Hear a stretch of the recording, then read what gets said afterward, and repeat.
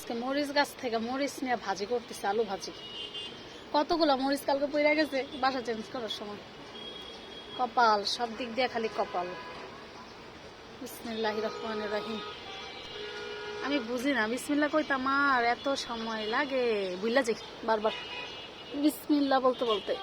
ওই বিসমিল্লাহ। মাশাআল্লাহ, অনেকদিন মরিচ খাইছি। এটা গাছ মনে আর বেশি দিন বাঁচবে না।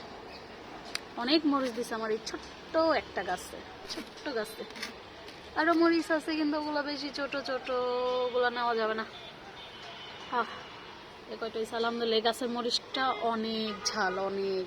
আমার এখানে দুই ধরনের মরিচ, একটা হচ্ছে একটু পার্পল, একটু এটাকে কি কালার বলে, পার্পলের সাথে লেমন কালার, আর এই তো সবুজ একদম গ্রিন কালার। ও মরিচ পাইছি। ও এই তো রান্না করবো এখন। ঠুস।